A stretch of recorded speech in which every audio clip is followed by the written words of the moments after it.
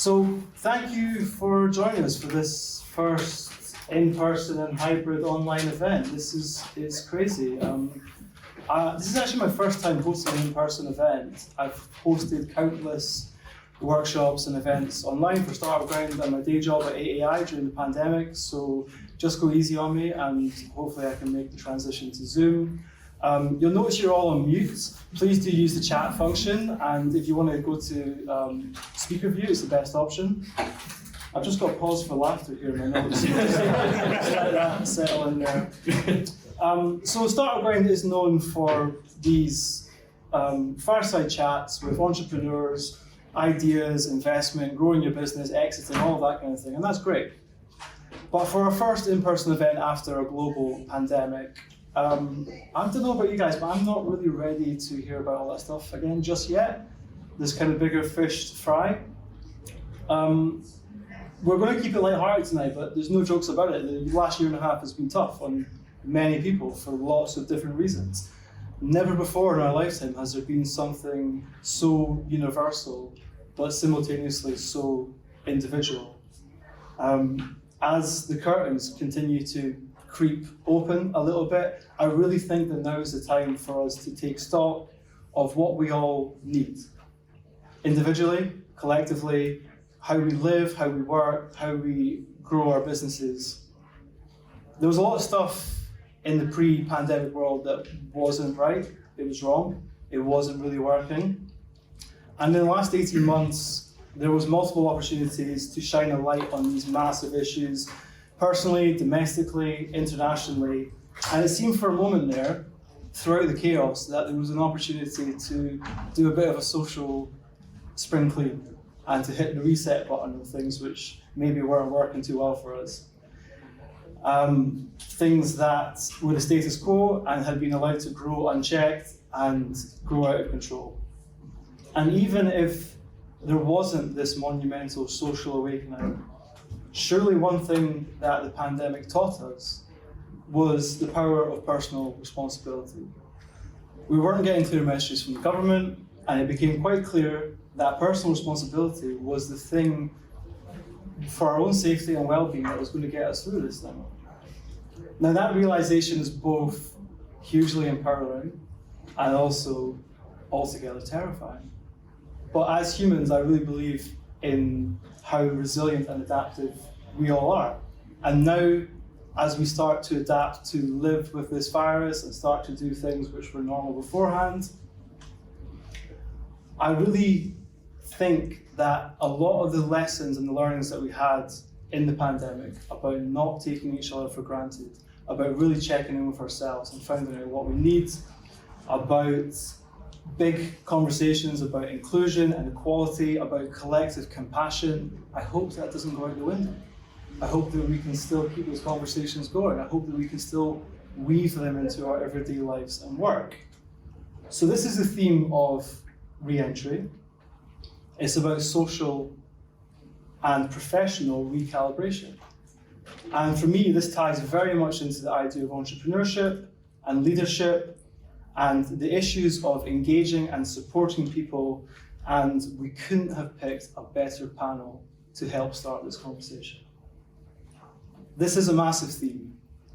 There's no way we're going to get through it all tonight. There's no way we're going to have all the answers for you guys in the crowd. But what I hope we can do is to create a space where it's okay to question the things that weren't working for us in our personal lives, in our work. I hope that some of the things that we talk about tonight from the examples of these three incredible but very different entrepreneurs will resonate with you, will reassure you, and perhaps will spark a light bulb moment for how you can help to shape your own re-entry.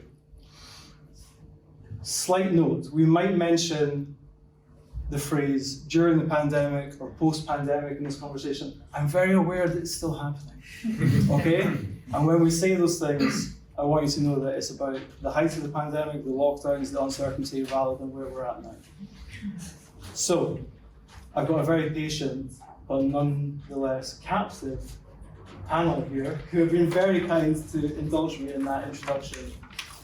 So I often think of these things, I could say anything I want about these guys, but I would really like to hear from these people individually. I would love to hear who you are, what your company is, what it does, how long you've been in business, and size of the company, just so we can benchmark this before we get into the conversation. I'd like to start with Yana, because she's so far away from me, it feels weird. I'm running away. I'll turn the mic on. Thank you. Hi, is it working? I don't know, I'll project. Hi everyone, my name is Fiona Meyer. I'm the founder of Freespec, as it is up there, but I'm also the founder of Freespec Hub Community Interest Company that's just started. So I'm founder of two companies running at the same time. Yes, I'm crazy. In terms of size of the company, there's only 4 of us in the company, but we've had a huge impact in the last 18 months. Although we're not going to be talking too much about the pandemic, it's really accelerated our organization in terms of what we want to do, the impact we want to have, how we want to work with people. What do we do, you're probably thinking. We work with marginalized people, ethnic minority individuals, job seekers to work to gain employment, personal development, and in-work progression. And we also work with employers when it comes to diversity inclusion, inclusive recruitment, anti-racism, all sorts of big things. But we do like to bring in a lot of interactivity and play. I come from an acting background, so there's going to be lots of drama and comedy tonight. But I do like to bring a lot of just interactivity and joy in people that have already gone through a struggle. So we don't aim to look at the challenges too much. We understand it, but we really want to empower people in their journeys. And there's a few people, faces here that we know. So that's what I do. But there's lots of story behind the scenes. That's perfect. Lisa. Thank you. I'm Lisa Thompson. I'm founder and CEO of Purpose HR. So we provide outsourced HR to early stage and high growth startup companies. I've been doing that for 8 years now. So when I started the company, I also, mad as it was, ran Startup Grind too. So for a number of years, wore 2 hats and sat where neck and neck are. My team is now at 12 people. And in July of this year, we announced that we have been acquired by AAB, which is an accountancy and business services group. We're a much larger group. They've got about 350 people and very established business. So we're in a bit of a transition phase. But I'm just so excited to be back here tonight. And then the risk is that I might start interviewing you next, so I'll try not to do that. My shot is terrible, so please don't do that. Okay, Colin. Hey. I just Has got any question from the audience already? So yeah, I'm Colin. We're I'm part of Float. We've been going for coming up to 10 years next year, and I don't have my wah-wah pedal on, so Ollie, this speaker's making a weird noise. Is it okay? I have no idea. It's 18 months. that's all. Try that. So yeah, Float is a cash flow forecasting company. It came out of me figuring out how to figure out finances for a very small agency that I ran after uni. And that came out of me trying to get out of debt personally. So we kind of pivoted from me getting out of debt using a spreadsheet to me using a spreadsheet for a business to building a piece of software to help other businesses manage their finances and plan for the future. And so yeah, we're 20 people now. We've been in CodeBase since it began, which has been brilliant. And yeah, it's great to be back. Thank you. So Derek, could you please put up the... Whoa! Could you please put up the word cloud? We're good. There we go. So have a look at that. If you guys have never done Mentimeter before, it's a word cloud, and you've heard the introduction here. I'd really love to take the temperature of the room and find out where you guys are at with your own feelings of coming back into the world. So you've also got the link in the calendar invite that I sent out earlier. So have a look at that. Give us 1 word, 2 words, a phrase, and Deck's going to seamlessly skip onto the actual live Mentimeter to see how our audience is feeling tonight. I'd like to take the temperature of the room. People online that are watching on Zoom can do this too. If you just close PowerPoint and pull up the Google Chrome deck. Nick, while that's loading up, I think the feedback might be happy if two microphones are on at the same time, so just to make sure folks turn them off when they're not in use. Okay, cool. Okay. So it's behind you guys, you can see.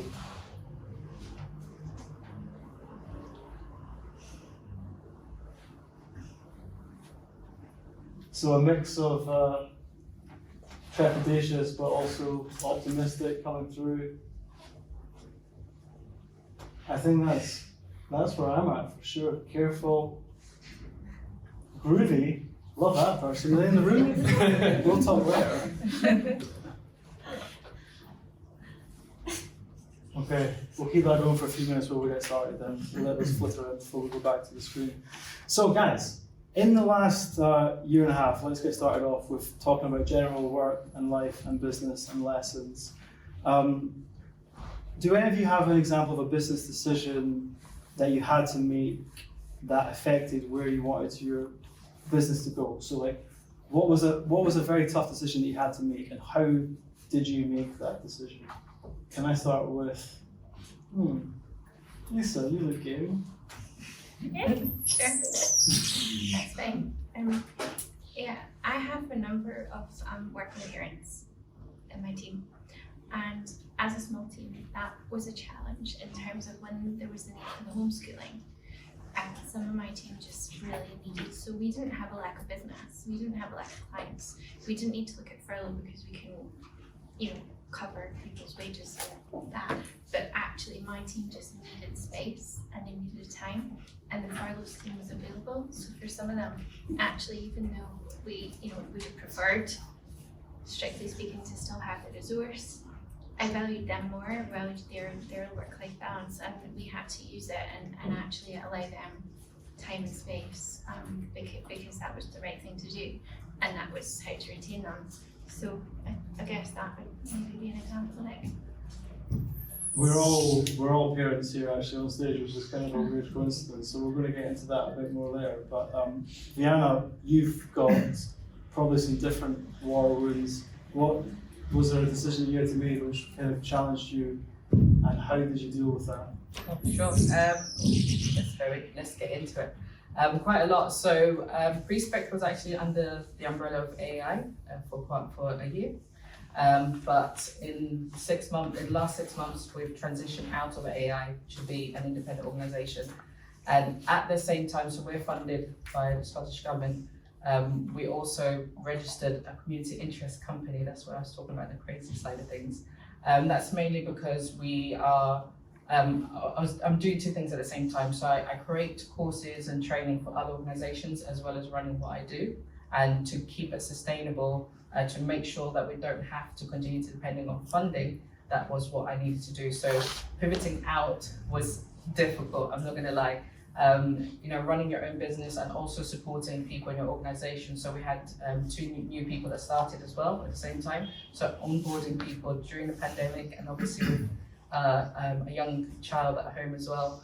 We then also got a new office, and we had to paint that really quickly, and obviously restrictions meant that we couldn't use the office to bring people in. So there's a lot of little decisions that we had to make at the same time while trying to make sure that what we deliver will still continue. We're still running workshops as well online and supporting people into work.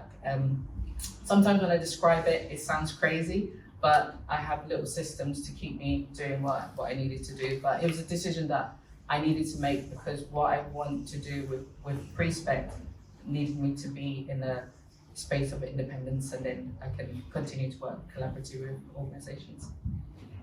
Thank you. I think we're going to have to get used to this crazy noise which is going to come and go. So if you're all hearing it in your rooms tonight, don't at me. Colin, what business decision have you had to make in the last year and a half which has changed the direction of your business? Smooth. Getting better. Gosh, there's been a couple that come to mind. So just recently, actually, we before the pandemic, we were looking for a lot bigger space in CodeBase, and we've been struggling to find anywhere. and then one came available, and we took it on, over maybe this time last year. And it was such a nice space, and it really felt like a big milestone to kind of scale up and take on, like, just be have one of those offices that you kind of always dreamed about. And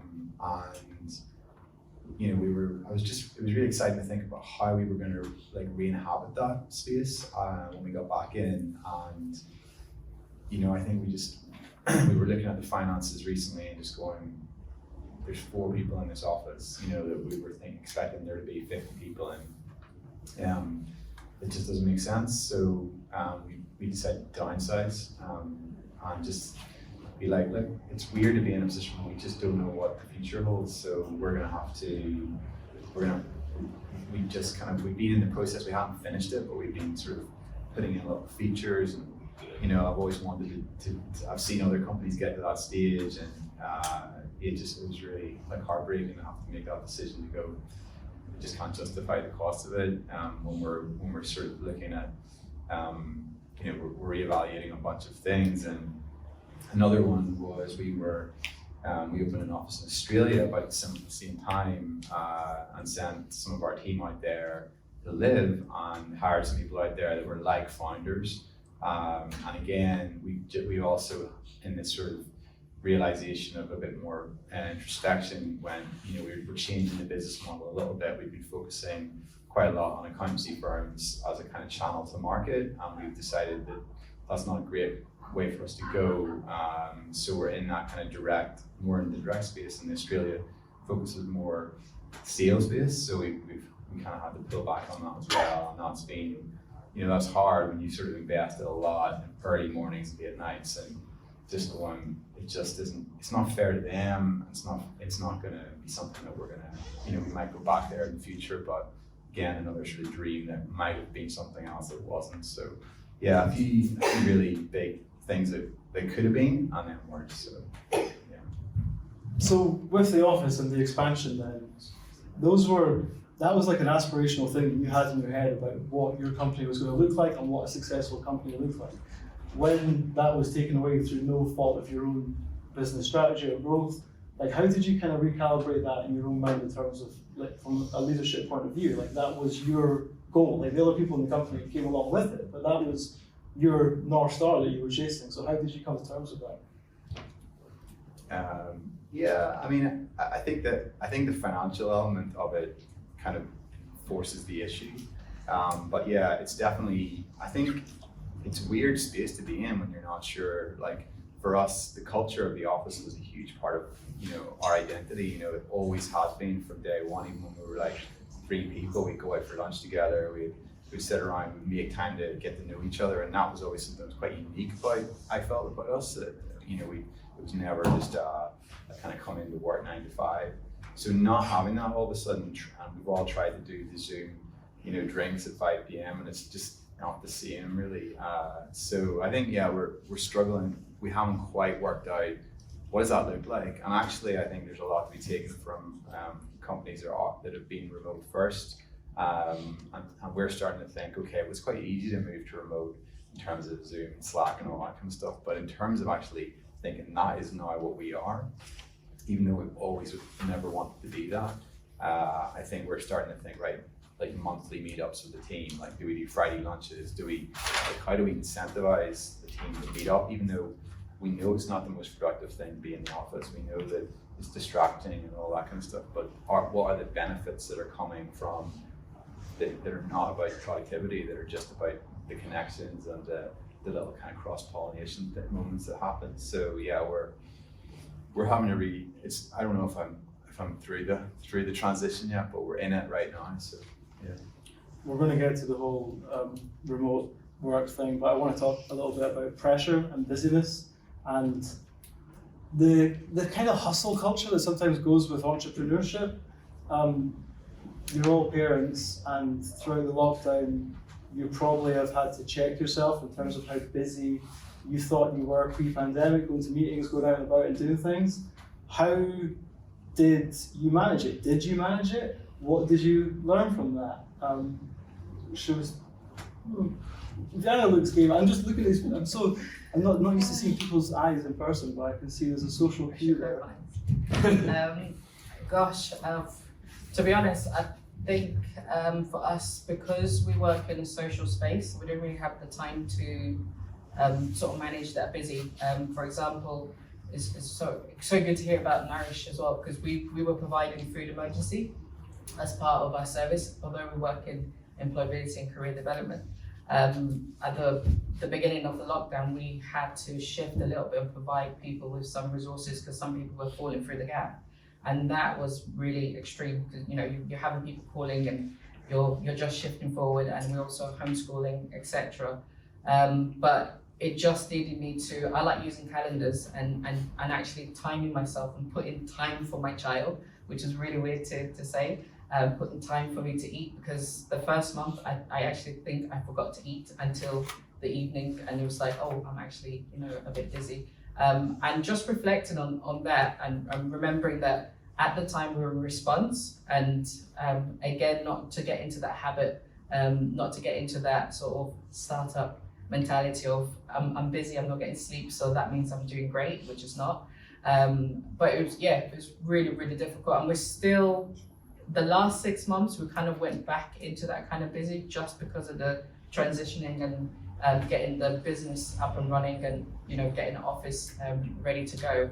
But I've really involved my little one in there. I can't really not involve her. She's 8 and she's got she knows what she wants, so she gets in there. She's a little founder as well, so it's really just getting her involved and making sure that she was okay. So keeping it at the top, but also letting her know what's happening. But I'm still trying to figure out how to manage that kind of busy, but it's just the nature of our organisation.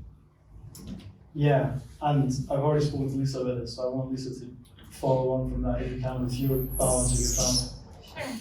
Sure, yeah. So so I have 2 little ones. So my girls are they're 9, 4 and 10. And I suppose I always think about this in a balance, because I'm mindful of privilege as well. And I'm very privileged that I have a business that was growing through lockdown, and actually our services were things that people needed more and more. Equally, as the founder and as the owner of the business, I'd always worked crazy hours, not because I expected other people to, but because I just wanted to, and I was driving it and I was taking it forward. So I had been used to working those very, very, very long hours, but suddenly with the homeschooling, with the need to have the childcare and nursery was closed, I had really support. I had to cut that right back, and I guess at the time it was really hard. It was like scary. It was like, whoa, how do I do this? Like, what's going to happen? What's going to happen to my clients? And actually, it was so enabling for our business, because what happened was probably overdue in that I stepped back. I let my team step up. I probably let go of things that I should have let go ages and ages ago. I coach founders, I talk to business leaders, I talk to managers, and I say, we should. It's not the same when it's yourself. Like it's just a thing. Like you think but you don't always do it. And I realised that I had been probably holding on to things that I shouldn't have held on to. And when I stepped back and let go, it was fine. In fact, it was probably even better. And I was doing my proper job that I should have been doing, which was running the business and letting other people that are really good, really capable, actually get on with it. And the other piece was, I got that time with those little ones that you can never ever get back. So yes, I know that's essentially privileged because a lot of people struggled so much in lockdown, but for me, it was actually really blessed time. So I'm grateful for it. But not saying it was easy. Like sometimes I was like, oh, can you just let me have minutes? But yeah, it's that.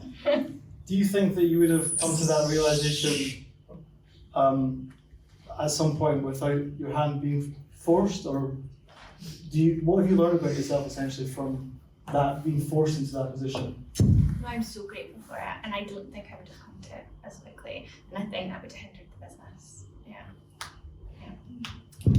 So Colin, last time you were on Startup Ground, you were actually one of the last people we had pre-pandemic, and you mentioned that you'd done a similar thing where you were like, I'm going to get out of the way of operations and take on a more like cult leader style. Did you, because you were kind of distilling your company to a digital MVP and you had all these moving parts of your plans, were you still able to keep that energy that you kind of disciplined yourself to have in terms of leadership then? Yeah, I'm still aspiring cult leader. I mean, it's just, even just listening, it's funny, like having the opportunity to reflect back on it, because, you know, whenever things happened, kicked off, and we were in that kind of real, like, this is crazy transition, and I think for us it was, we've got 3 kids, and when the schools were off, it was just like, what the heck are we going to do? And Kath and I started getting up at 5:30, and we really shifted our, like, we're just going to shift everything so we can get some time, so she can do some work in the morning, and then we can kind of we'll feel like we've achieved something, and then the rest of the day can kind of go to pot if it needs to, and we'll still feel like we've got 2 hours of work done. That lasted for maybe 3 months. I managed to keep that up for, and then kind of, it got tougher, and we started slipping, and I think I really stepped into it, and in the beginning I was like recording videos to my team every day, just trying to keep the morale up and keep everybody kind of grounded through the process. And then I don't know what happened, I just sort of lost it, wearing tracksuit bottoms and not really, and just sort of lost it a bit. And I think with schools going back, it's been so much better. But now we're in a new normal, and it's kind of, some of the things like we really appreciated, like I've just decided to take, I've worked so long where I was like coming back at 6:30, I was like, I'm just gonna give myself a break and start the days at 9:30, and have breakfast, and like a longer breakfast in the garden when it's sunny, and just all these things which are like, this is so nice, like what an opportunity, when do you ever get this opportunity in life? But then really having, feeling like, again, it is, you have to have discipline, and you have, for me anyway, it feels like that's the thing that grounds everything. So I've been trying to get back into that way of like morning routines, and just really working to, trying to finish the day as well, which I know a lot of people struggle with. I think the thing I loved was not having to get into the office at a certain time, so less pressure in the mornings. But the thing that I missed was coming back from work, because that demarcation of that was me in the office and now I'm home just didn't exist anymore. I know a lot of people struggle with that, like turning off. So that's something that, I think coming into winter, it's nice in the summer, because for us it would just be like, let's go for a walk at 5:30 and enjoy the sunshine, and now they're kind of like, what can we do now? So actually for me, shifting into like the shift again will be like the afternoons of the window, so take a break from like 12 to 2 in theory, and then work a little bit later to kind of make up for that. So it's constantly shifting. Can I just chip in? Yeah. Is that alright? I was just going to say that in the lockdown, I actually told my team to do that when it was getting into the winter months, when it was darker.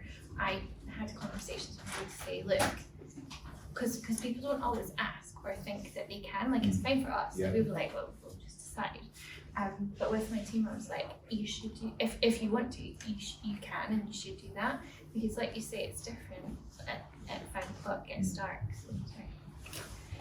It's fine. And I'm very aware that there's lots of people in the audience who are not parents, but what I'm trying to get at is this idea of the busy hustle culture, and going from one thing to another and one meeting to another, and having that forced space to appreciate some of the simpler things can actually help you to step back and have a sense of clarity and appreciation for balance.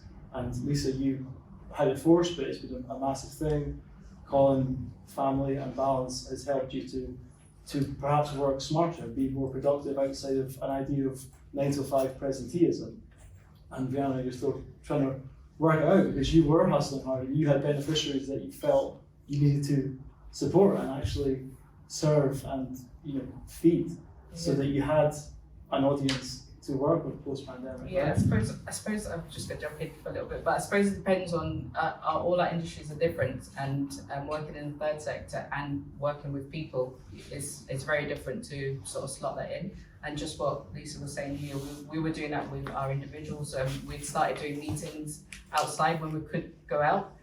We just have a walking meeting, and this is something that I used to do before the pandemic. Rather than meeting people for their one-to-ones in an office, we'll go to a cafe and just create just make it a bit fun and interesting for people. So we started going for hill walks and just walking out and getting some fresh air, because I did find that some days I'll be weeks even indoors for 6 days working, and then obviously try and get the little one out. But yeah, it just depends on your industry, and really just being aware of that and putting those systems in place. And please do, if you guys have got something to say, get involved in the Slido there. Okay, so it wouldn't be a coronavirus business event without a mention of the word pivot. I always think about Chandler and Ross when we pivot, right? It's a disgusting terminology. But we're talking about pivoting and adjusting and reprioritizing, right? And it's very much an entrepreneurial USP, right? You've got a startup, you guys have all got companies of different sizes, but hopefully you've got this agility to kind of roll with the punches and make choices to keep things on track. These are the core strengths that I mentioned at the start of adaptability and resilience. So Lisa, can we talk about your personal journey a little bit about, a lot of industries, including the industry I work at, there was not a need for that during the outbreak of the pandemic. Nobody's hiring, everyone's shitting their pants, but they need to invest. And that's the first time someone swore at this break, so we can all relax now. As soon as someone swears, it's okay. There was a need for companies to invest in their people. So how was that for you to kind of, I like the phrase, where there's chaos, there is opportunity. And you don't want to be opportunistic in such a time, but what was it like for you to be like, right, we're going to have to turn up the gas now when everything else is chaotic? Sure. So, like every company, when it was March 2020, April 2020, we were like, oh my God, what's going to happen? And there was a lot of our clients, and rightly so, they were worried, didn't know what was going to happen in their business. They wanted to reduce their costs, we spend, so we were scared. But what we saw really, really quickly was actually businesses realised we are facing new HR challenges, new people challenges. We really need this support, and actually it's really important and it's key. So we picked up new clients that we never had before. It's the first time I'd ever done business development over Zoom and started working with people that I'd never met in person. That happened really quickly and it picked up really quickly. And even our existing clients that reduced their spend, they switched it back. And they said, actually, we need you guys, you're really key. So that's important. What we found was that there was more discussion around well-being, there was more discussion around actually culture. When maybe some of our clients had been more focused just on compliance in the past, they were like, no, it's broader than that, like we need to focus on culture. Things like you were saying, how do you maintain your culture when you're not all together in the room? What can we do? So our service was really, really in demand. So we were lucky that way. So that was, I wouldn't say it was a pivot because we've been pushing that for a long time. We hadn't always had the door open, so that was a good thing. And there was more of that. The other thing would be a pivot in terms of how we worked, because we had always worked on a very much a partnership basis with our clients, where we'd go into their offices, we'd spend time that would be quite physical on site. Our clients weren't in their offices, so obviously we weren't either. What that meant was we could actually be more productive because we do things more quickly. We could jump from client to client, we have more time. My team even said to me, they saw me more because I used to be out on site. Well, I was doing too much delivery, had to pare that back. But also I'd be out on site with different clients all the time and I didn't see my own team. Whereas we introduced a daily stand-up, sit together at 9:30, half an hour every day, we'll share what's going on. So those were changes that we made, but definitely, I think it's across all industries, the value of HR and people support and investment in that is being recognised really much. So great opportunity for us, privileged, as I say. And Vienna, I'd love to get your take here because I've known you for a while and I've watched you grow this business, which is very much based on urgency and purpose and helping people. And for the people in the audience who are maybe early on in their career or their startup journey themselves, could you tell us a little bit about adjusting and reprioritizing and this idea of the no chosen path for an entrepreneur? You don't have to come from a certain place to make an impact. Yeah, sure. Absolutely. So I suppose with Freespec, it wasn't really the business that I wanted to start. I did want to run my own business. I wanted to run a digital agency for women, sorry guys, just to support them in the business, etc. But it came from, with Freespec, is really something from my own experience of, getting back into work and the kind of things that I wanted in terms of jobs that I wanted to get into. And I just found that there was a lacking there's lots of employability support, which is great out there, but there weren't a lot when it came to in-work progression and, wanting to get up a ladder, we all have ambitions and that dream of being somewhere.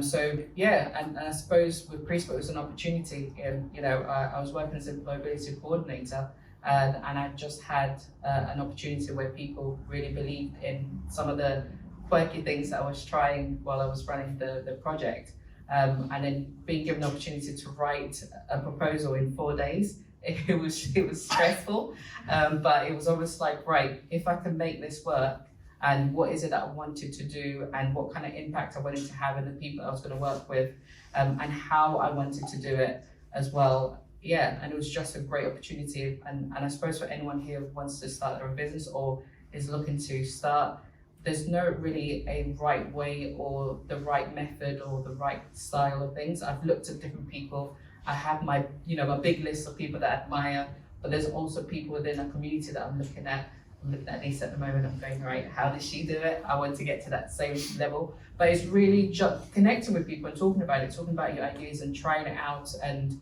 there's been lots of fails within Freespec, and I talk about it with the people that I work with as well.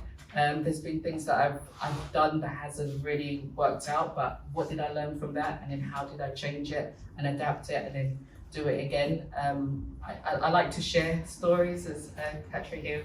I do like to share journeys and experience so that when I'm working with people, I'm working with people rather than me telling them how to do it. So that's really important in terms of how I work, is that I'm working with you rather than how, but go for it basically, and then you don't know what's going to happen. Can I jump in super quick? Is that right? I love that because I read something recently and it was like, you don't fail, you try something that didn't work, and oh god, I've done that like so many times. Colin, I want to bring you in here now because you've got a slightly bigger boat, perhaps takes a longer time to turn than a speedboat. Did you feel a responsibility to keep the boat on course? Was there a pivot? Was there some kind of agility that you had to scramble to turn? So we'd actually just taken on a round of like 1.5 million round of funding. So we were kind of in scale up mode at that point. And I think, yeah, we were, and getting at the time was great for us. We were just like, cash flow was very much on people's minds. So we were really, we were full on, it was flat out. I think what we actually just decided to do, some point our revenue wasn't growing as fast as we wanted, and I've been following this guy called Matt Lerner. I don't know if you guys are familiar with him, but he just sort of, whenever you start seeing somebody's posts and then you jump on their email list and all of a sudden, so we went on we just signed up to this course called Startup Core Strengths. And I think one of the things that I've always tried to staying very much in mindset is being a learner. So, the fact that there was this course coming up, it felt like a really good opportunity for us to jump into something. And also looking at some of the team who, maybe weren't as much in that spot, and some of those people have now moved on. But we felt like we actually just, I don't know if anything to do with the pandemic, but we just felt like there was a time for us to go on a bit of a learning journey, and our marketing didn't feel like it was completely resonating. We didn't feel like we completely nailed where we wanted to be. So we did this course, and that really got us, it really just exposed like, oh, there's so much more experimentation, there's so much more of that experiment, the mindset of trying faster experiments instead of taking three weeks to test a hypothesis. Like, how can we test it in 3 days? And had some coaches come in and work with us to really kind of move things forward. So in terms of business model, that was huge. And then we ended up working with a coach from that program that we're working with now. And again, it's just blowing our minds in terms of, like, I've always felt like I've known how to do startup stuff. I've always been product focused. I've had to learn marketing, but actually having somebody who's a bit further on come in and coach you, I'd say it's not a pivot yet, but I feel like our whole team are now going on this journey to say we are on a learning journey, and we're going to be trying stuff and experimenting. Yeah. Was there a bit of vulnerability in there then, maybe, to take that space to open yourself up to new learnings? Yeah, I mean, I've always tried to sort of remain humble enough to not think we have all the answers, and I think, yeah, just, you know, that's been one of the things. Like, I think I would have been a bit more of an asshole if we'd grown faster, because, you know, I remember thinking, like, when we started out, like, this is just going to be successful, and I think you need a little bit of that. You need a little bit of that sort of. I'm reading the book about WeWork at the moment, which is fascinating. Just that sense of, like, they really believed what they were going to do, and, you know, actually, I think sometimes not hitting it out of the park the first time does bring a bit of humility to go, you know, sometimes you get it right first time, and those are the stories that we all, you know, you hear about, but a lot of the times actually it is worth kind of looking at, like, you know, what's the process here, and that's been something that I've been really committed to. So, because I want to teach it to other businesses as well, it's always been something that I've wanted to not just get lucky, but to actually know how to do product management, how to do marketing, how to do sales, how to build teams, all that kind of stuff. So yeah, it's been we've taken the longer path, but I think I'm excited about what we're going to uncover in the next 6 months. That's a good message for people that think that they're there, to know that you're never too big to go and learn a new hold and teach an old dog new tricks. Just to continue with my ship analogy, because I quite liked where that was going, I want to talk about purpose as an anchor through rough seas. Hell yeah, I like that. So something that I saw was that there was a lot of people in my network who perhaps work in corporates or finance, pretty, you know, good traditional service jobs, that realized when the pandemic hit and everything was crazy, that the thing that they had put their time, their effort, their energy, their waking hours, their sleeping hours, their commute, compromised relationships and family, that it didn't actually fulfill them at all, and it didn't contribute to the betterment of society, which was quite potent at the time. And the people who run their own business, that have a vision and have a North Star and have a reason to get up in the morning, whether that's to serve people and help people through the vision for their business, or the beneficiaries in their team that they need to support, that is a real anchor. And we spoke about earlier about the ritual of getting up and looking after your kids and that kind of thing.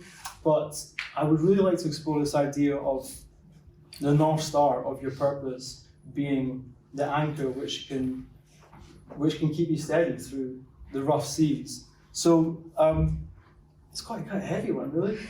Vienna, I'd like to ask you, like, what is your why for what you do, and has that direction changed throughout this? Sure. Gosh, yeah. I thought we were going to keep it light. But yeah, in terms of what keeps the people that I work with, really, why I've created this, the empowerment, and I find that actually empowers me as well. And, you know, as I said, the last 6 months has been really, really challenging, but remembering why I'm doing this. And also, I do a lot of one-to-ones. So when I'm doing the boring business side of things, I always go back to people. I always go back to, you know, the workshops and hearing how people are getting on. We talk about doing a lot in work progression, finding out what people who are already in work doing, if they need any support, etc. So that's what keeps me going, is really seeing that the impact that we've had in terms of some of the people that we've worked with. It keeps me going. It keeps me, when I'm having those days when I'm just like, what am I doing? I should just, you know, apply for a job and work for somebody, and, you know, just go in from a 9 to 5 and go into my 9 to 5 Zoom. etc. But then I come back into it and accept that I'm going to have those days. I'm going to have days where I just want to put my duvet over my head and forget the world. But it's really, that's why we're called Freespec in the first place. So Freespec is 3 different words in there. We've got respect, we've got prospect for the future, and we've got the pre to start, the respect at the beginning. That's just to remind me. The name was really intentional to remind me of what we do, and it's that having that empathy and respect for people. So anytime I have a moment of I didn't think of a name, I know that that's what's carried me there. But yeah, just the anchor, and you're still gonna have rubbish days as well. Lisa, you got anything to add to that? Sure, yeah, so, well, purpose is pretty important to me. It's what I call my business. People, I don't think people just go to work for money. I think, if you go to work and you have a purpose and you feel like you're making a difference and you're making a change, that's actually what really motivates and engages people in a business. In terms of our business, like what's our purpose? I've always worked with entrepreneurs, and now I am one, but early on I always worked within it. So our market is technology, engineering, life sciences, innovation-driven businesses, very technical or creative or academic people that have spun that out, they've set up a company and they're now commercialising it and they're growing it. They can't do that unless they build a team. And so our purpose is when we can help them do that effectively, we can enable that, and we can support them, and we can save them time, and we can help them put the right practices in place to build a motivated and strong team. So yes, we're one of your services businesses, Nick, but I still believe that we're very purpose driven, and I think it's key. What's your why, Colin? I heard this phrase the other day, your why identity. Whoa! Yeah, that would be. Yeah, I'm not sure if that will last, but yeah, it's really, I really struggle with it. I think, I used to associate for a long time, whether consciously or subconsciously, like purpose was something like social businesses did, and social businesses started off with what we were hearing about with them, Nourish and stuff, and that would have been like it's easy to have a purpose in that context. We're just a commercial startup that wants to build products that help people, but it wasn't really easy to connect into that. But actually, for me, I think there is a purpose there, which is I remember sitting with a bunch of friends after uni and seeing them come back from work and just looking miserable. And I took a year out after uni, so I wasn't quite in that space yet. And I was like, oh, this used to be, we used to have so much fun, and now you guys all look so drained and so tired. And I remember thinking, I want to start a business where people enjoy coming to work, and I want to it to be fun and creative, and people to just enjoy what they do and do what they love. So I think it's really helpful for me to remember that moment, that little aha moment. And yeah, it's hard to remember it when you're going through, a lot of tough stuff. And something I said to somebody recently was, moving to remote, it's felt like all the pain of just having people that you're dealing with. At one point we were 30 people, and there's always somebody who's got some kind of personal drama, or they're sick, or they're causing an issue, or you happen to have a hard conversation, and it's like, this is not a lot of fun. And yet we didn't have the joy of being in the office and having lunch and laughing and all that kind of stuff, because we just back-to-back Zoom calls. So it's like, it's all of the pain and none of the pleasure, and I'm not sure I want to do it anymore. So I've had those kind of moments, but actually, the best moments have also come in the midst of this, where I've seen people being really honest about their mental health on Slack, and getting support, and people just being much more honest and vulnerable than they would have been, because there's more context to do it. You're not just going to put that out there in the middle of the workday in the office, but it seems to be something that people have stepped into a bit more, sharing more honestly and getting support. We've always tried to avoid cheesy stuff, but one of the services we started using was a service called Spill, which is kind of offers counselling support to people who need it, or if you just want to have a chat and explore that as an option. And one of the things they do is called a wall of praise, and it picks somebody each week and just says we're going to give a wall of praise to this person. And it's so like I got it the other day, and I thought they wouldn't give it to me, but it's just really nice to hear encouraging words, right? So and hear the fact that people do appreciate what you do. So that is a big part of it for me. Yes, there's a whole part of like we empower businesses to stay financially and in business, which is great. But I think that the people side of it and what we're going to do from that, and seeing the team grow and develop and being challenged is what I have to keep coming back to. I just realised we're an hour in, and I forgot to say, if you need to get up and go to the bathroom or get a drink, please just do it. We're all here together. You're not like a captive audience.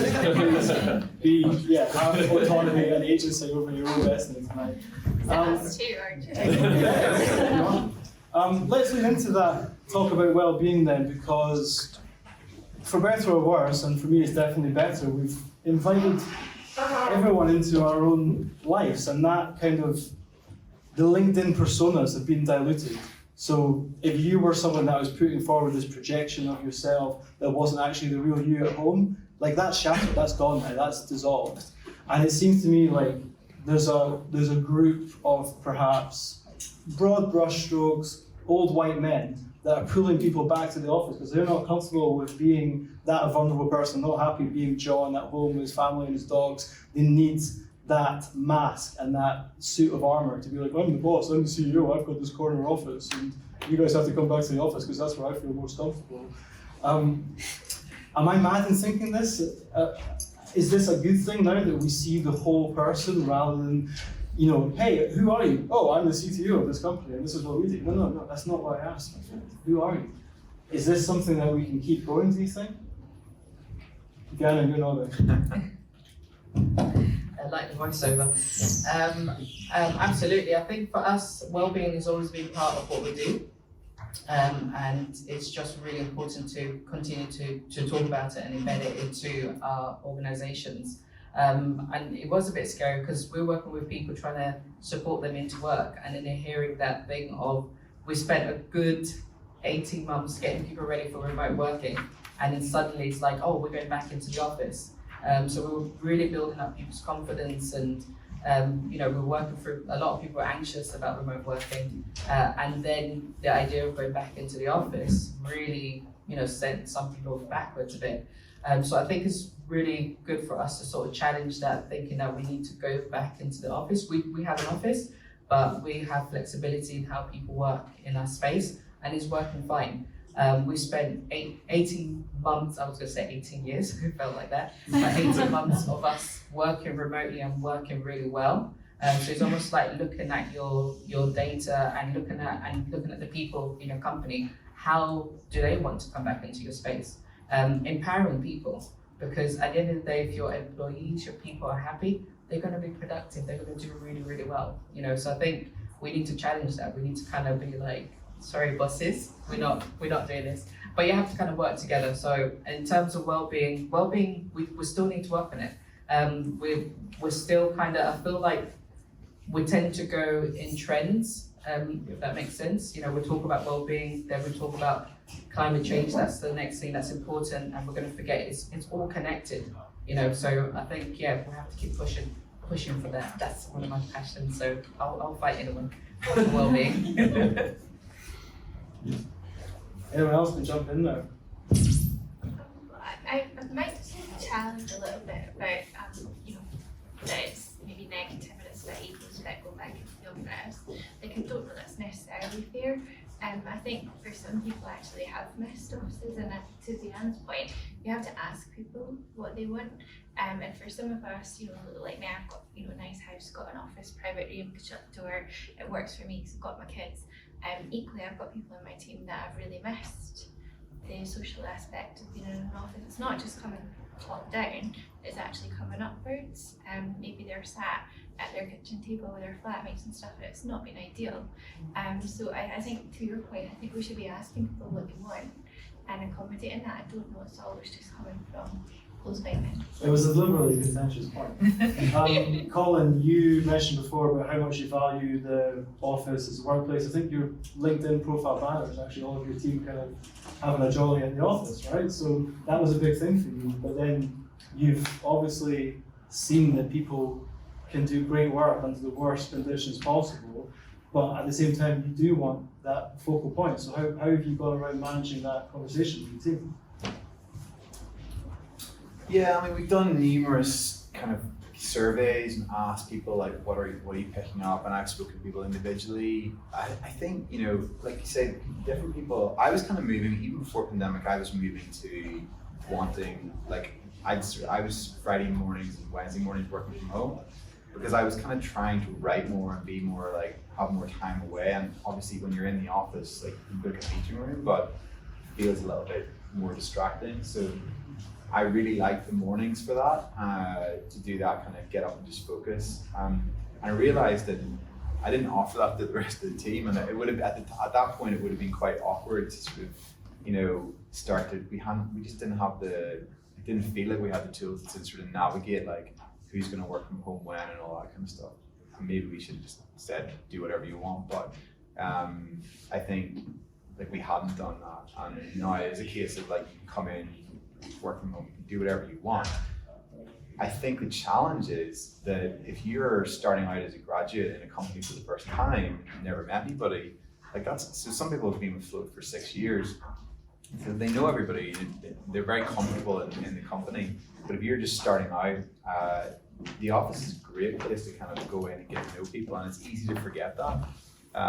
And so I think it was Free Agent who kind of had the model where, you know, basically you can work from home, but if you're starting out, you work in the office for the first year, kind of, that's where you pick up some of the culture and some of the you know, the values and all that. So yes, I know that it's kind of a mixed bag because there's not much fun coming into the office and there's nobody there. I think if you're coming in for that and you know, you're coming in for the vibe and then like you're sitting on your own in the office, it's actually quite lonely, but it's still better for some people to do that rather than sitting in their bedroom. And you know, I think it's still something we have to work out, and maybe we're going to work it to a point where it's just like we are going to be committed to try and be a bit more in the office, or we're trying, you know, go, and it's going to be harder to go the other way. But yeah, I don't know yet. I think we're still working it out. For me, the door's open and it can't really be closed. And if you look at examples such as Google, where they were like, okay, everyone's remote, and then they're like, actually, why don't you come back to the office? And all the top engineers were like, no, I'm going off to Reddit and Facebook and so on. And they did a massive walk back to be like, okay, just stay put. We're talking about employee empowerment, right? Yeah. Where the balance has shifted to be like, yeah, a company is not just its leader and its customers, it's the people. Those are the touch points and the quality control that a company needs. And if you don't treat them well, and treat them with respect, especially after them doing the best work of their career under duress, from the kitchen tables, from bedrooms, from sheds, from playhouses, hi, it's me. You know, give them respect to say, how do you want to work coming back? What does work look like to you guys now? Does it have to be 9 to 5? Is presenteeism something that we get rid of? Do we work out ways to manage productivity and actual you know, delivery of work, rather than you're in the office, therefore you are working, you clocked in, I've got eyes on you, fantastic.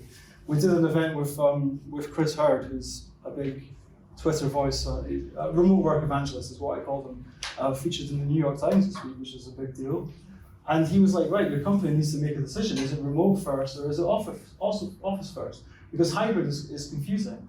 And to your point, Colin, different people at different stages of career need different things. Some people, like there was a bit in the pandemic when I was stressing out. I had a new baby, I had a cat, I had a toddler, I didn't have an office, and I was losing my mind. And I couldn't go to a cafe, I couldn't come here, I couldn't do anything.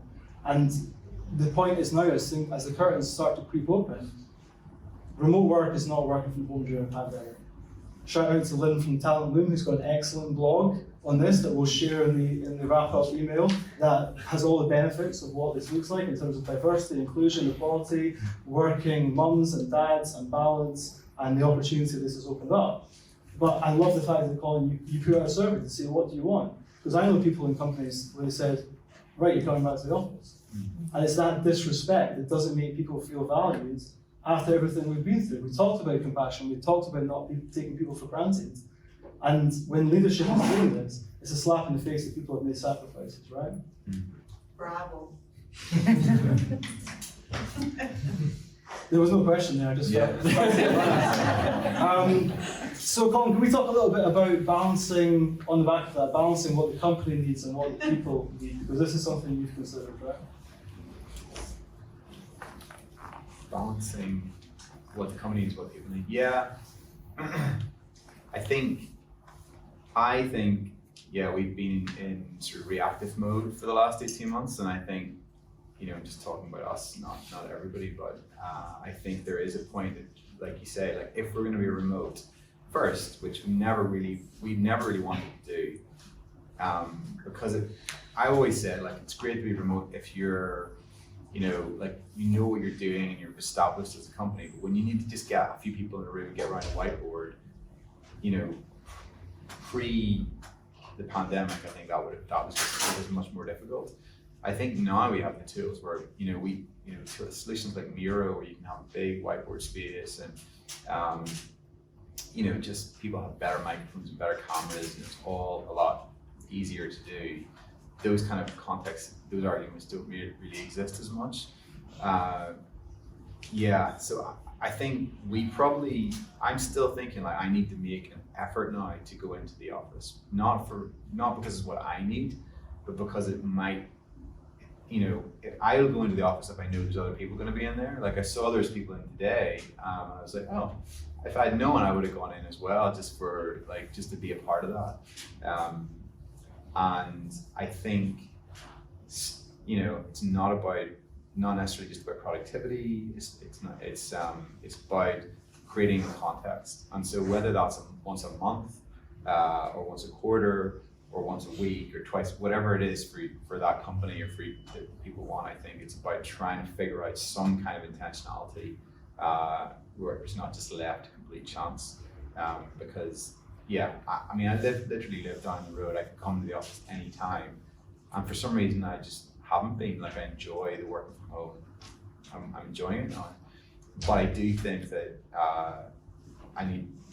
we need to figure out what the routine is to actually find those times to connect, because it's not just going to happen automatically.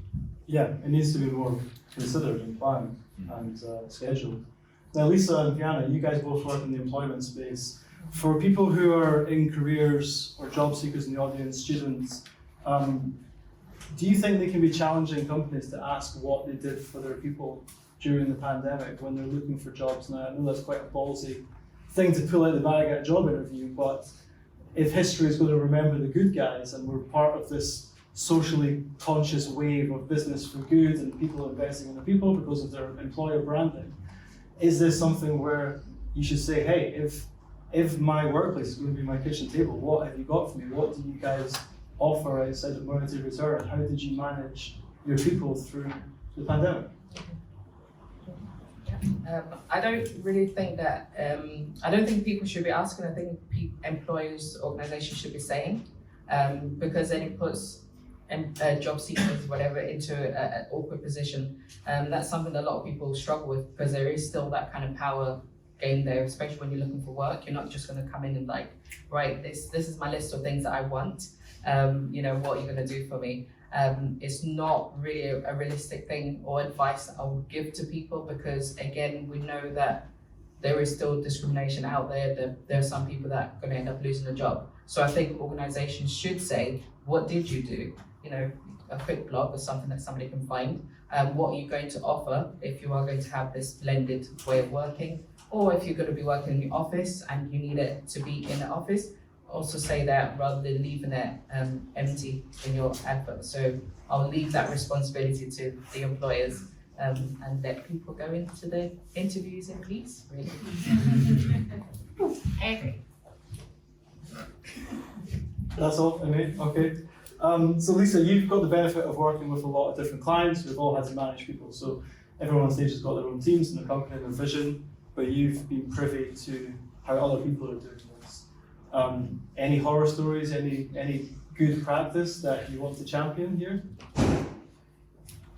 I mean, I would never disclose to individual clients. I don't think it's not appropriate to do that. But I like to focus on positive things. We had one client, and they were, right from the outset, very focused on, we're not going to let anyone go. We're going to dig deep. And I guess the same what I did that with my own team.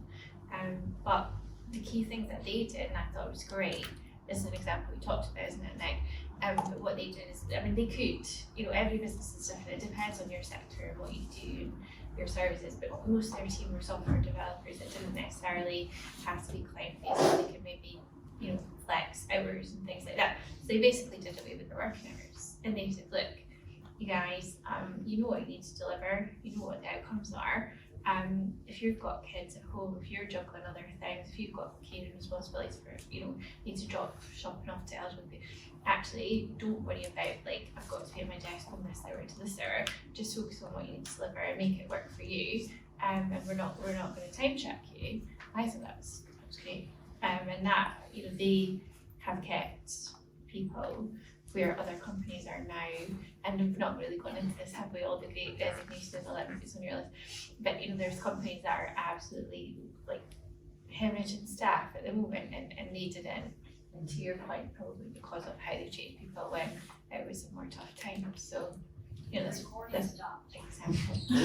Sorry, and that's the point that history will remember the good guys. How are we doing for Slido deck? Doing good, yeah. Cool. Some quality questions. Let's make time for that. I really want to talk about community and connection going forward.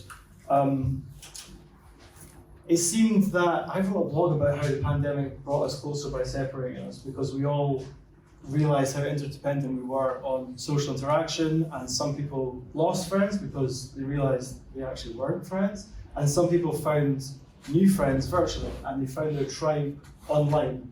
And we've got people in CodeBase, I think, who have said, oh, I don't need to come back to CodeBase because I found my tribe online. And then conversely, there's people who are like, I can't wait to come back and see the community here. Diana, you spoke to me a little bit about how you felt there wasn't enough peers like you, Black entrepreneurs in Scotland, and that you found kinship in people online, lots of people in London. How was that, kind of knowing that you've got your base here, but there's also the opportunity of connection and community and support digitally? And would you have found that without your hand being forced by the pandemic? Probably, yeah. I like to hunt things, and I like to go into spaces that sometimes I might be the only person there. But the pandemic actually was great because I found other people that I could connect with and ask questions and share experiences, etc., and grow and learn. There's a lot of stuff that I've tried with Freespec that I've looked at other organisations that have done it, and I looked a lot to. I'm a Londoner. You can tell, but I looked a lot in London and what people were doing, especially in terms of the space that I was working in at the moment, and just to see if there's anything that I could try here as well. But then I've also found my tribe in Edinburgh, parts of a different WhatsApp group. I feel like I'm in a secret mission, but it's just great to have people that you can connect with and share ideas with. So yeah, find your tribe and share ideas. Sometimes it's just to say, I'm having a rubbish day and this is what happened, and somebody's going to throw in an idea and you're just thinking, yeah, I could have just done that, but it's great to really have that. It's about putting yourself out there and I guess being vulnerable and knowing that it doesn't have to be on your doorstep to get that kind of support. Do either of you guys have any thoughts on that? I remember you were talking about LinkedIn earlier, and you were saying how you don't it probably goes to other social channels as well. I find that really, really valuable. I've kind of gone away from promoting my business on there to actually just being myself, and found actually people engage with that lots more. It's been lovely, and because I am a networker, like people that know me through events and things like that, that's what I really get my energy from. So when I couldn't do that and I was in the house all the time, I had to just find other ways to replicate that and engage with people. So I think too, your community is really important. And our work is a huge part of our lives. You can't really some of us spend more time at work than we do not at work. So actually the whole thing are interconnected massively. I didn't want to give any tools away because it's very much about people finding their own path for their own re-entry. But one of the things I like to do with myself, with my partner, with my kids, with the team that I manage, and with people who I kind of mentor in a non-wanky way, is to basically ask them have a check-in to say what's working for you right now, what's not working for you, and what do you need. So for the final bit here, before we go into Slido, I'd like to very quickly, with short answers if that's okay, ask you guys what's working for you, what's not working for you, and what do you need. Colin, would you like to go first? That's a good question. Can you Three questions. Can you mentor me?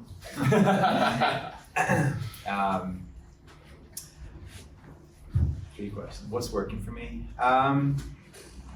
I think I have got into a good morning routine, or partial good morning routine. It's like the first part I've nailed, and the second part I'm still working on. Where I get up and I go outside and I drink a glass of water and I do a little bit of yoga / stretching, and that it just gets me. And if I don't do that, I feel like I'm a bit hazy. I'm not as ready to go, and that just gets me in a really good spot. And that is becoming a habit. So I'm not having to think about it, I just do it, and it's like literally, it's just, so the power of habit, I think I've been kind of getting into about James Clear stuff, just make it easy, because your willpower is not going to get you there. You just have to, it has to almost get to the automatic stage. So that was the first one. What's not working for me? What's not working for me? I should go for a walk every day, and I've got it in my calendar, and I don't, and that's like stupid, but it's just like, there's always a bit more to get done, and I don't finish when I like to as well. I like to finish more regularly, just 5:30, shut it down, be done with it. So those are 2 things that I would love to get better at. What was the third one? What do you need? What I need?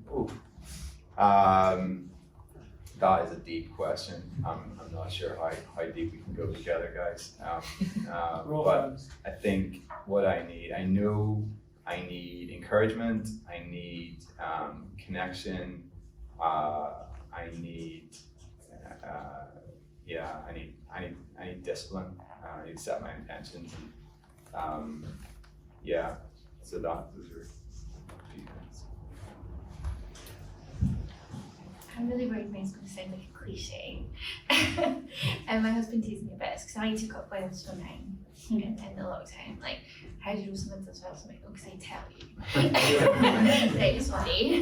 But actually, honestly, that's been, and I've seen loads of people that were doing it, and then I was like, I could never do that. And then I was a bit scared, and then I was like, just try it, and I really love it. So sorry, but that for me has been something really empowering, and it's something for me because when you've got your business, and you've got your team, and you've got your family, and you've got your clients, and sometimes you're just always running around for other people and don't do anything that's just for yourself. So that's probably what works for me, and also what I need is a bit of time for myself. And what do I not? What's not working? What's not working? Don't have a meeting when you could just send an email. Okay. Oh gosh. What's working for me? We've got a routine in the morning, so we're going to school, going to work, walking to work. Everything's kind of close together, which has been great. And in our group, we've got a set date, Monday. That's when everybody comes in, so no one's missing that. What's not working for me? I'm not exercising. I miss boxing, kickboxing. That was my thing. Just get that out of it. So I'm really looking forward to maybe try 3. I don't know. I'm scared, but I'll try it. What do I need? I need a team. I need a team. I need to grow a team. And obviously with that's funding and all that investments, etc. So I'm kind of working on that. But yeah, that's where I am. Okay. I like those 3 questions, so glad you guys rolled with that. You guys have been really quiet, so can we break the silence with a round of applause for this panel, please?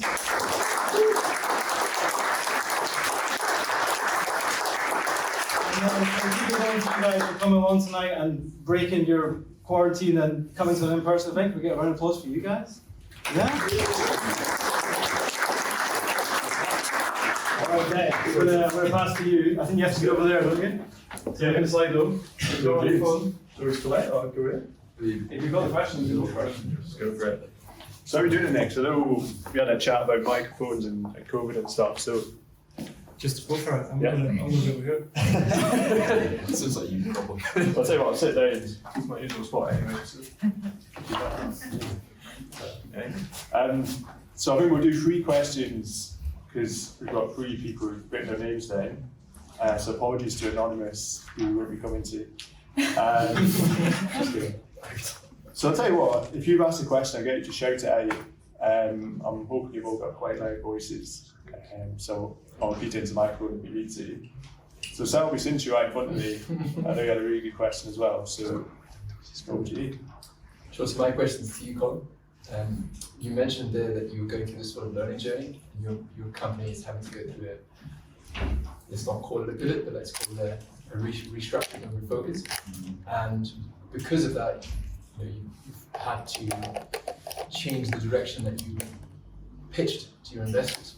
So your investors are obviously hearing that you're going through a learning journey, which from my personal perspective, when I went through the fundraising journey was big red flags to investors.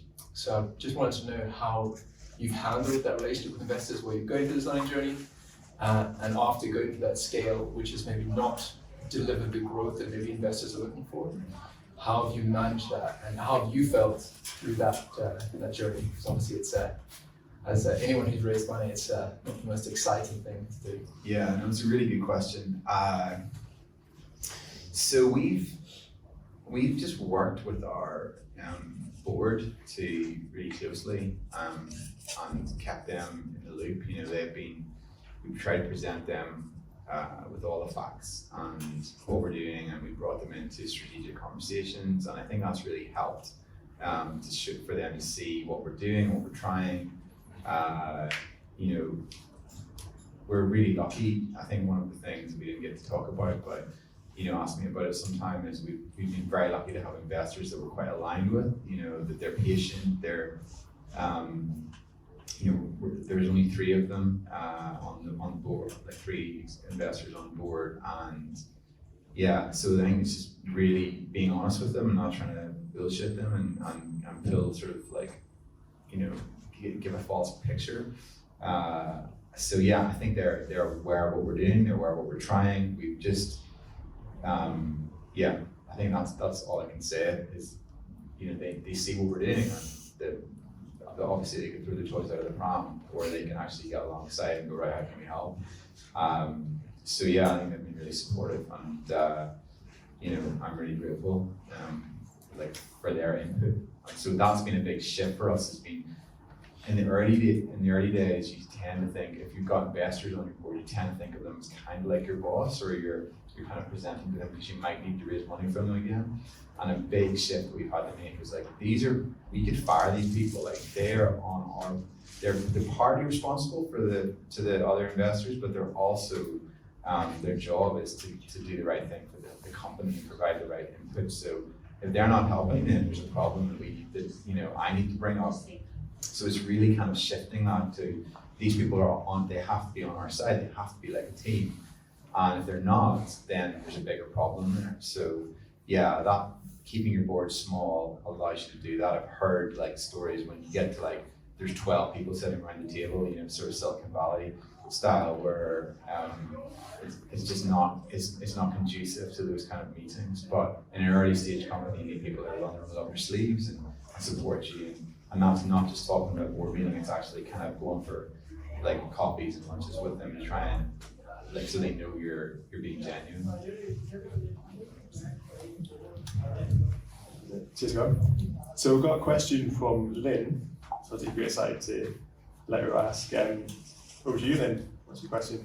I'm Just wanted to ask all of the panel, what's the one thing you stopped doing during the pandemic that you don't plan to start doing again?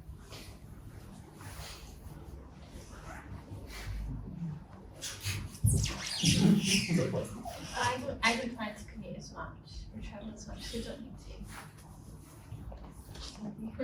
to. I'm the opposite. I'm actually going to be traveling again. I'm going back to going to Glasgow, so yeah, I stopped that. But yeah, everything else stays until I have a team. Peace out.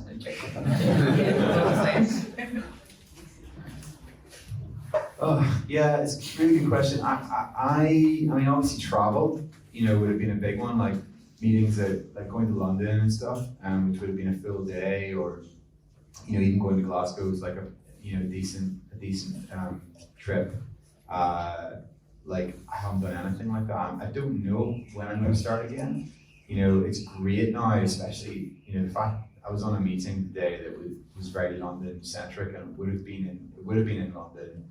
I was saying, Catholic, I would have had to go to London for this meeting like 18 months ago or so, and now I can just roll in my pajamas, and you know, it's done in an hour and a half, and I'm back getting on with my day, and so that's really cool. So I think, you know, hopefully that will continue, where you can just do more that you would have had to travel. So it's shrunk the UK kind of.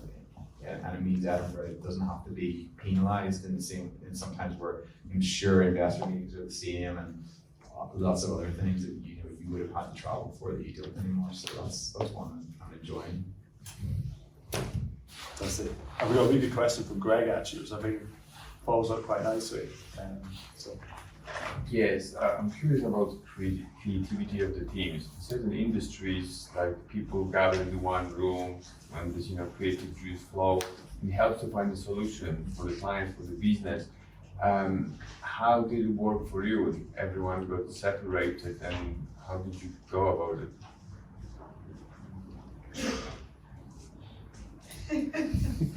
I think I touched on it earlier, is actually because we're not out on client side so much, we actually do spend more time collectively as a team now. So maybe we're a bit different to other companies, that and we're still small enough that we can sit on a round table on a virtual meeting and brainstorm and do that. We do it every day as a stand up. But to your point, it's really interesting. I'm so annoyed that I can't remember the name of the article.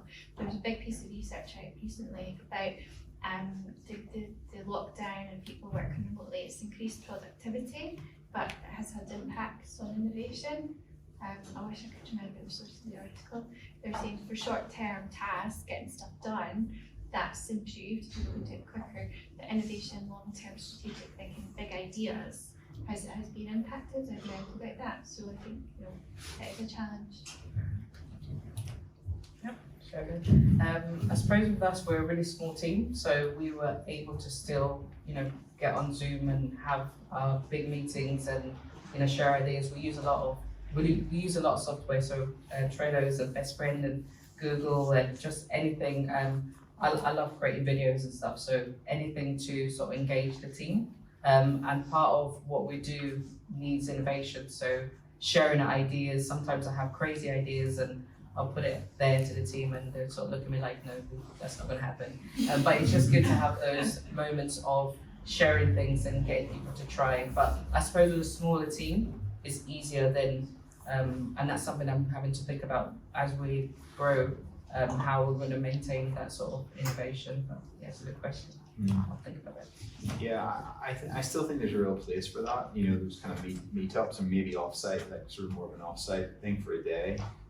So I'm hoping we're going to get back into that. But I guess we just become like Miro, like super users. You know, like that being like that product has really helped us, because before I tried to use the Zoom whiteboard, you know, where you're like, it's like using paint or something. It's terrible, but you know, like a big part of what we would do in Brainstorm was post-it notes. So you know, they've got a really good solution for that. And it's just having the confidence to sort of go, right, take 5 minutes, take 10 minutes, shut your camera off, go away, think about this, come back, and then present what you've got. So I think it can be done, and I didn't used to think it could be, and now I've seen it work. I've seen that work really powerfully, because people are like sketching things and like taking a picture with their phone and sticking it up, and then you've got it all. The thing is, like, sometimes all that work on a whiteboard would be lost because you can't have infinite whiteboard. Whereas we're able to go back and go, hold on a second, well, here's the whiteboard from last week, and like and pull it up, and then actually like throw a picture from the internet on it, like, so you've got that, and you've got a PDF doc, and you've got it all in one place, which you didn't used to have as easily. So I think it's actually, there's some things where it's actually better than that. I would never have thought I would say that for that kind of innovation, but almost like you need to go back to doing it again to sort of see, is this better or worse? Maybe I'll be like, oh, this is so much easier, but it's been a while, so but I think that's a great solution. Fantastic. And I think that's a great thing to end on. Actually, I love what you're saying, Colin, about it's almost that sense of positivity. We've been through such an incredible 18 months, and you're also speaking about things actually potentially being even better, and hopefully that's something we can go away with. So, a perfect place to finish, but wish I won't hog Nick's spotlight any longer. But pass it over and we'll say some closing words.